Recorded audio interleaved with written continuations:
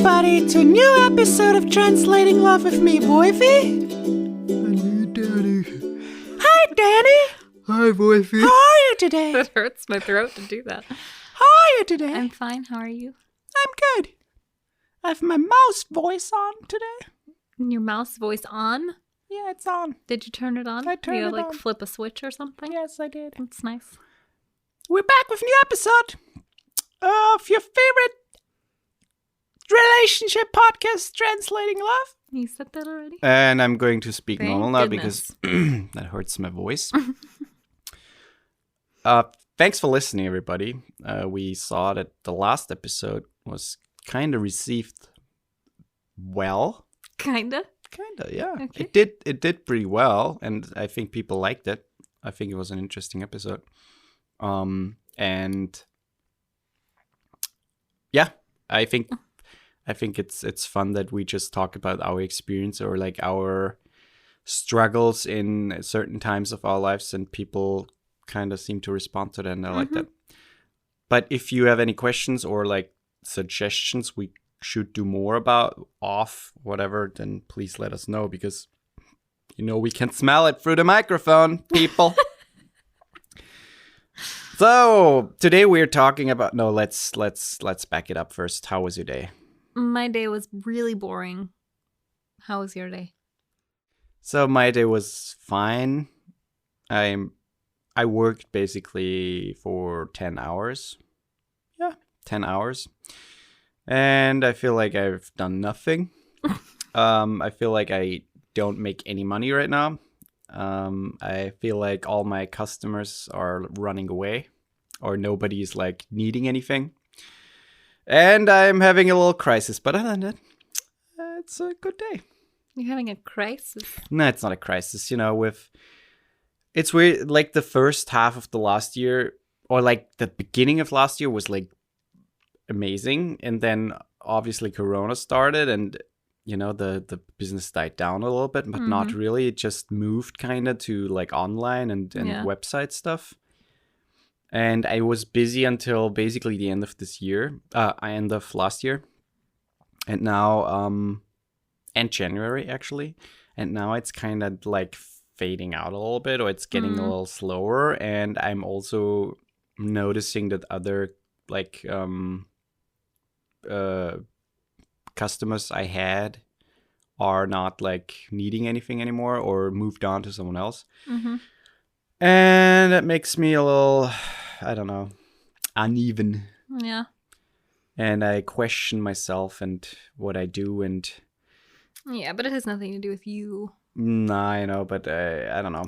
And I think, again, like in the summer, or like when it starts to get warmer, things will pick up again, because there will be more things that you can film that are outdoors, and it's easier to then film things, but like keeping distance and, safety precautions and all of that. I hope so. I think so. But other than that, I'm fine. Good. Yeah. So today we're talking about Friends, and That's my not the favorite show. Not That's my the favorite. show. I could talk about it for so long. What is your favorite Friends? What? What is your favorite Friends character? Oh, character. Who is my favorite Friends character? Phoebe? That's actually really Chandler? hard. I think Chandler is my favorite character, but it's really hard to pick one. I feel like I'm like doing something, like doing harm to the others by saying that Chandler's my favorite. Oh, okay. I love them all. But we're not talking about Friends, the show. No. We are talking bad. about Freunde, the German show. No, we're talking about friends, like in I have a friend, you have a friend, this is my best friend, this is her best friend. And Like relationships with friends. right, and I think it's an interesting topic because some people have lots of friends, and some people have like a small few but super close-ish. And it's an interesting dynamic, I have to say. So I know some people who just try to have constantly people around them, or at least before the pandemic. And it doesn't matter how good or bad of a friend they are, but they just surrounded themselves with people and tried to, like, I don't know, drown out the emptiness in their soul. But it's interesting. What kind of type are you? I mean, I was always the type that Had no friends. a very small group of friends. I had a very small group of friends, so we were all super close. And as I got older, how small? Like between... The thing is, it changed. So when I was probably through high school, I would say I had between 5 and 12, like really good friends. Yeah, but it always differed. Oh. And so I would actually say between 3 and maybe 10, but and we were all fairly close. And then I had like within that group, you know, there were some people who I would hang out with, but I wasn't super close with, but we would have fun. And then that changed around like Christmas, my senior year of high school. Then I had like one friend that I was like, we did everything together, like everything. And she was like my go-to person, and I was her go-to person, and we didn't really need anybody else.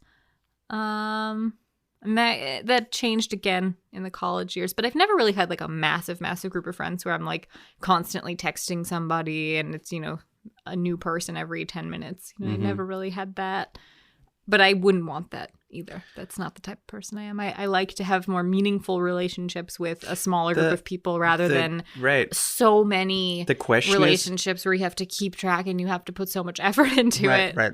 I think the question is, how many good friends can you have until they become superficial or they become like more shallow? Yeah.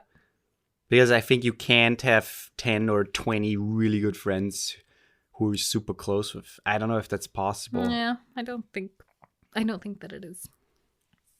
What was your like as a younger person? I mean, the thing is, it's weird because I kind of stick to my friends. I don't like to make new friends. So don't come at me, bro. But that's not really true. Nah, it's not true. Because even like, I mean, maybe not personally meet new friends, like where you actually physically meet the person. Forced but to. No, but I mean, like on Instagram, you're friendly with everybody, and if someone reaches out to you, you will. It could be a complete stranger, and you will talk to them and write them for like hours. That's true. Which I don't understand because I can't do that. Iranian person on Instagram, and he's really nice. But that's true. The thing is, I have this quirk that I like to be liked. The thing is, I don't give a shit about what people think about me, but I like to be liked. I like to be, you know, outgoing in a nice manner. And yeah. But I don't know. The thing is, I kept most of my really good friends from like when I was a child. Like my one of my best friends is still one of my best friends, and he lives super close. And we met when you were in kindergarten, weren't you? Not a kindergarten, not preschool, first elementary, like the first grade of elementary school, yeah. And his cousin is one of my other best friends, weirdly. And I met him in the gym, the high school, no, middle school. Cousin? Yeah. What? No, it's not his cousin. No.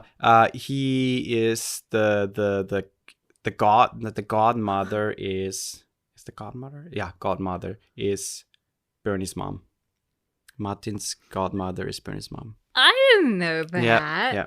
So there was like a connection, cute. And I never knew that. Yeah, it was funny. So, and then another, like one of my other best friends, or like I would say my top best friend. I mean, that's not true because Bernie is. But the other guy who I wish I would be closer with, but he refuses to. He said once, and I quote, "I can't sleep at your place because we wouldn't know what would happen." And so I met him at university, and it's funny because before I got into that online university, I tried to get into the one university I eventually ended up at. So I didn't end up there in the first year. So I said to myself, okay, shit, I need to do something else. So I went to the online university. Oh, interesting. After half a year, I said, okay, I can't do this. I applied again for the other university, and I got in the second time. Huh. And that's when I met Andi. And this so it's fate. So yeah, I like because you may not have met him at least in that sense. You probably would have still known who he was, but Yeah. maybe you wouldn't Yeah. have met him in that Yeah. sense if Yeah. you would have Yeah. been there the first time That's true. around. That's true. And we're very similar in humor and in like, I don't know. But you also can talk fairly real with him, which is No, nice. that's true. I think it's nice to have That's true. And a he guy was- friend that you can talk I mean, like real talk the with. university was is super nerdy to a certain extent, and he was more like a similar guy compared to me, like not super nerdy, but nerdy and also fashionable and just like a cool dude. So we were I like instantly. that you bring up fashionable as like a point that drew you to him. He gives a shit how he looks. No, he does. That's true. But we were instantly attracted to each other. And I still remember the first day we met and what we talked about and stuff. What did we talk about the first day we met? I have no idea. Because I think we didn't talk that much. I think I was You firstly... followed me around. Yeah, an but I don't entire think we day. talked that much. I followed you around with someone else. And you just explained what things were and stuff, and we just made fun. We talked. I think we talked the whole day. The thing is, I don't remember what we talked about, but right. we talked the whole day. I do remember that because we hit it off instantly. Danielle, you can let It's relationship with Andy fine. be more significant than our relationship. It's not more significant, but I did vow in my wedding vows. I actually said that I vow to always respect your immense love for Andy. So. Yeah, and I texted him 3 days ago, and he hasn't texted back. So that's my life right now. 3 days ago, I texted him yesterday, and he texted me back. That's my life right now, right there. Can someone just fucking? Ugh. No, Nah, I don't it's think it fine. was yesterday. I think it was 2 or 3 days ago. I know he's super busy, but yeah. But to get to the point is I have a 10 few minutes later. I have a few closer friends. And then I would say I have like 10 to 12 Yeah, but friends that that still I- doesn't answer my question because I asked how it was when you were younger, like when you were a kid, when It you were in was high the school. same. It was the same. I don't think it was though because there are so many people that you know so many people and like people from your high school years Yeah. that you may not like see anymore, like meet up with them or anything, but you still like text with them or you're still like, Yeah, sure. in that They're sense. friends. So I don't know. I feel like that's not super true. I feel like you had a larger group of friends. Okay. Let me say it like this. I have a core of really good friends, Yeah. close friends. That's like consistent of like 4 to 6 people, Yeah. and then I have like 30 more friends. Nah, I wouldn't say 30. Like 20, Mhm. 15, something like that. I'd say more 20. And the thing is, I like people I like or I met along my way, and I like to keep like contact with. I just check in once in a while and ask how they're doing, and I like to do that because I just like to know how they're doing. See, but what's so interesting to me is like I don't know how you do. I mean, part of it for me is I don't like to be like glued to my phone if I don't have to be. But I don't know how you do it like with people you don't really know, like you've never met in person. Mm-hmm. There are a few exceptions, like Kim, who was on the podcast. We have never met her in person. That's true. But I talk with her maybe on a daily basis. We talk on Instagram. But I met her boyfriend. And she's like, we've talked about, we feel like our souls are connected in some way, like we were supposed to meet each other. But other than her, there's not many people that I talk to on Instagram that I've never met in real life. But you, on the other hand, That's not true. there are so many people you you have some. consistently react to their stories. You That's true. consistently I like chat reacting with to them. stories. Okay. But I don't know how you do that because I personally don't give enough shits to like put my energy into talking to people I've never met in real life, no matter how nice they might be. It's not about that for me. It's not like I want to come off as like a mean person or like uninviting or something, but I don't want to put the time into that. I if mean, I don't know agree. I you. agree. There are some people who are I don't like to talk to, in the sense that it's kind of draining and it's never ending. Where like you say okay, blah blah and stuff. Yeah, but it can it's on super Instagram. It shallow is and- ending because you just don't have to respond. No, I know. But then 5 or 4. I mean, I stop obviously, but then 5 or 6 more messages come in, and you're like, okay. But yeah, it's true. I mean, I mean, we did an episode on that. I'm way too much on my phone, but I wouldn't say I'm constantly chatting with a lot of people. No, on I didn't say Instagram. constantly, but just in terms of you keep in touch with a lot of people on Instagram that you've never met in person. Yeah, some. That's true. Let's take a quick break.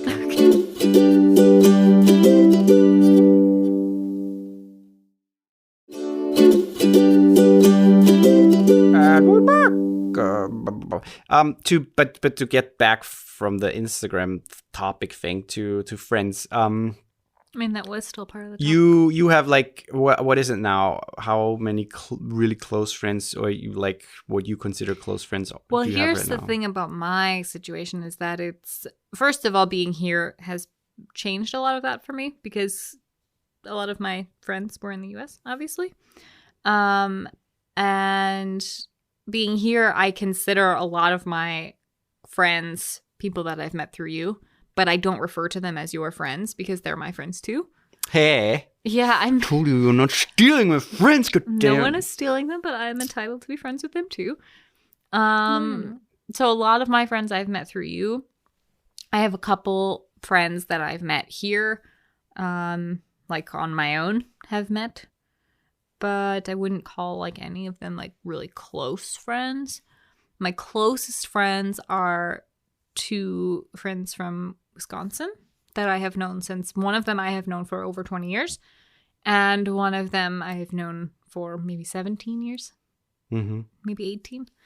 And they came to our wedding, and they're amazing. They're amazing, and I love them both. But they're probably, I mean, my Leslie was on the closest. podcast. Leslie was on the podcast, that's true. Mm-hmm. But they're probably my closest friends. They're amazing. Yeah. But it's one, for me, it's like, I'm one of those people, I'm like my mom this way. I'm one of those people that as I age, I find that I'm not really somebody who needs a lot of friendships. It doesn't mean I don't enjoy them, because I do, but in terms of like needing to see those people in person super often, or like, I don't really need that.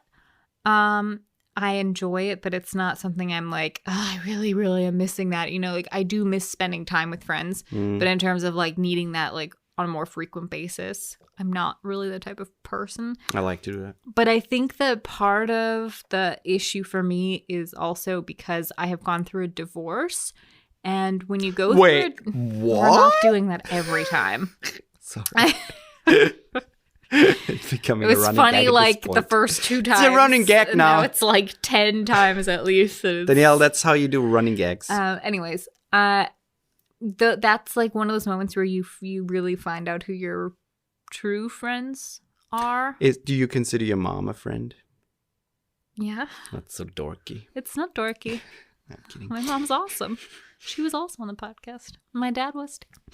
It's true. Imagine my dad on the podcast. Be nice to your dad. Sorry. But in those situations, you learn who your friends really are, because there were a lot of my, like, who I considered my best, one person I considered my best friend at the time. Let me quickly just ask that question, because Yes. that goes right into what you want to say. Okay.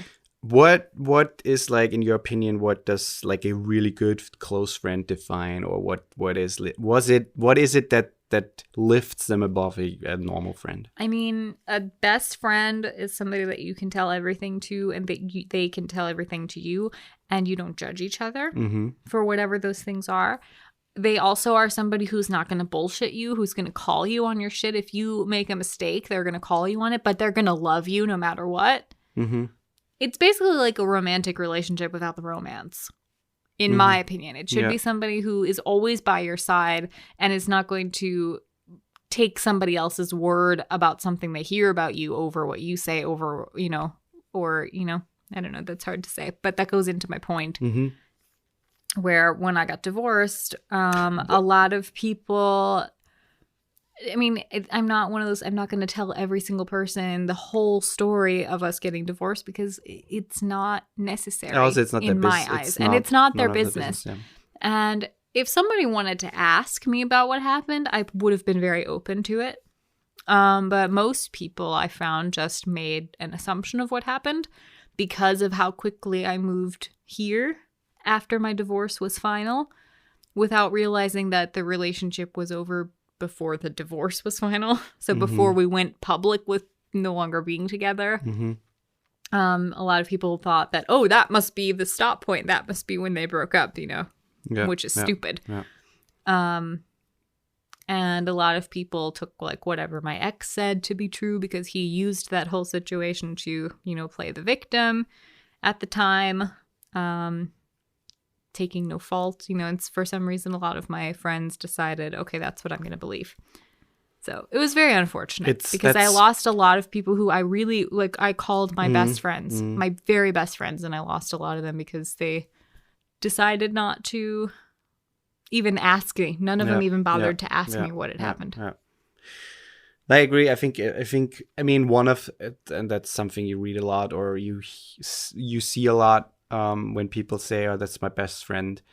Or the saying that a real friend, if they stand by your side when life hits you or when life is hard or whatever the saying is. I should have read it to seem smart. But you get the point. And for me, that was when I was at the hospital after my accident. I quickly saw the people who were real friends and who really cared and who really, did a lot for me in a mental way and also in a physical way, where they visit me a lot, where they hung out a lot in the hospital and just made the time, I wouldn't say go by easier, but go faster. For sure. And weirdly, there were also people who, I don't know why, but some people who, hear that, oh God, he has this life-altering accident and it's so tragic, and then they become really close or close-ish, I would say. But once you're like fine or it's good, they're like gone. They're like vampires who try to suck who are, I don't know, who get excitement out of people's misery or something like that. I don't know, it's weird. But as soon as I was like on my way up again and good, and I wouldn't say everything was fine, but I was doing well enough, they were like, bye. That was weird.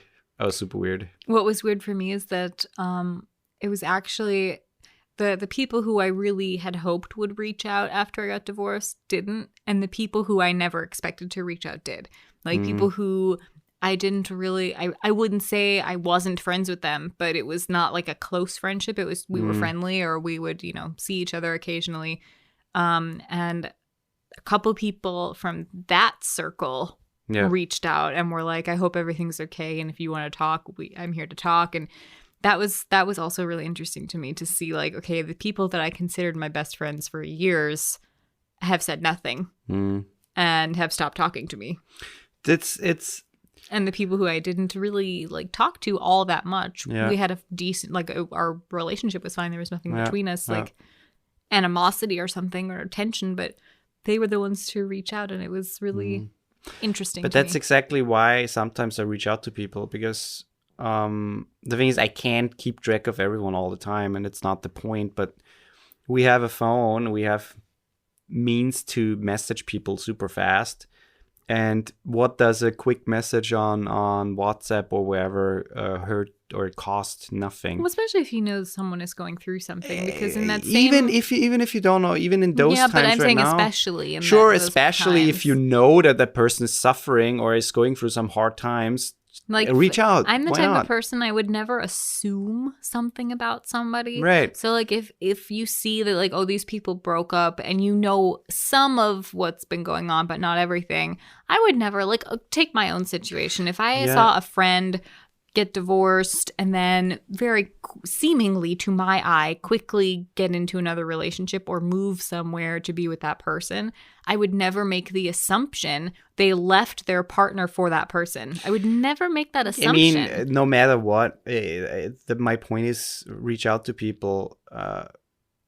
Even right now, I mean, people are lonely. People are locked into their houses, and what does a fucking message cost? Nothing. It's a little time, and you might make them smile. You might make them think, hey, someone is thinking about me. And that is exactly the motivation that I reach out to people once in a while, even though I haven't heard from some in months or weeks. Because I like to receive messages like that. I like a message once in a while from someone who I haven't talked to in a while, saying, "Hey, we haven't how are you? We haven't talked in a while. I hope everything's fine." That's it. That's enough.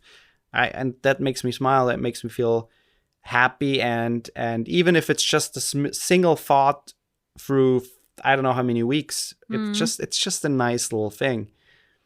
And sure, again, if someone is going through something hard, and you consider them a friend or you know them, I mean, reach out. And the simple, if you need to talk or if you need someone, I'm here. It's not something that is a lot. It's a small thing. It's a small gesture.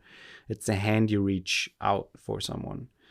I also think it's important to say that friendship, at least in my eyes, is a two-way street, and that it shouldn't be that you're always the one reaching out. It shouldn't be that you're always, especially with your close friends. That's more what I'm talking about with your close friends. But it shouldn't be that you're always the one asking if they want to do something, or you're always the one being the first one to initiate that's something. That's how I feel. And it really shouldn't be that way. And maybe if that is the case, you should reevaluate, is this person really That's basically all really of my friends. Care. I don't think that's true. I mean, that's unfair. When no pandemic is going on, then I would say 99% that the person who calls people and asks them, "Hey, do you want to do something? Do you want to go somewhere? Do you want to see a movie? Do you want to do a game night?" and stuff like that. There are a few exceptions to that, but that has been I felt like I've been the glue or the center of my friend circle for years, and I've been always the people who brought people together, who also connected people, and who initiated game nights, or even early in the days LAN parties where we played the whole night, stuff like that. I felt always like I was the glue in the middle. And the thing is, if I would not reach out, I feel like not a lot of people would reach out or ask, "Hey, do you want to do something?" That's my feeling. I mean, maybe, but I still think people would reach out. Some would definitely, yeah. But yeah. One last question: if you would be stranded on an island for 3 months with water and food, what friend would you take there? Excluding you. Yeah, you can't take me. Are you only saying I can't take you because you wouldn't take me? I mean, yeah. No. You would be my first we're talking about friends, choice. Danielle. But you're my friend too. Yeah, you're my best friend. Yeah, Danielle, I know. Okay, excluding you, I would take Libby. I would take Andi. In a heartbeat. Even if I would get money to take someone else, I would take Andi. And Libby and I would but make a whole we'd probably go crazy together. Yeah. And do our whole summer in Prague thing, but on a stranded island where we would be basically hallucinating that we were in Prague. You would together. probably not leave. Probably not. After 3 months, they pick you up and you're like, "We're not leaving. This is our home now. We're summering in Prague. We're going to summer in Prague until the end of days." I also just want to say that, in my opinion, a best friend also doesn't have to be somebody that you constantly talk to. Because, for me, I consider Libby one of my best friends, if not my best friend. And part of it is because we literally grew up together. And we used to do everything together. But I think it's also it can be somebody that you can talk to them at any point and it's as if no time has passed. And you can talk to them about anything and you trust them. And I think that can also be a best friend. It doesn't necessarily have to be. I don't think there's a rule to how often you have to spend time with somebody or talk to somebody for them to be your best friend. And I think that's also important. It should be someone that you feel safe with. And I think that's the most important thing, that you feel safe with that person. Yes. So, yeah. Yeah, that's it, everybody. That's our episode for today. And you know the drill. Subscribe, please, and rate the podcast on Apple Podcast if you haven't done it yet. And share the podcast. If you like what you hear, if you listen to some other episodes, you can text us, or not text us, message us on Instagram or on our website. And yeah, And what I talked about last week, my your course, audio course is officially live and streaming on listenable.io. Yeah. And if We'll link it. We will link it. And it's not just my course. There's so many audio courses on there where you can you basically sign up for a membership and then you have access to hundreds, maybe thousands of courses. So if you want to spend some time learning something new, or if you want to listen to my course, which is basically a crash course on strengthening your relationship, you can go to listenable.io and use code Danielle Steiner, all one word, and you get a 30% discount. Oh, that's nice. Yeah. I won't do it. Okay, until next week. Bye. Bye.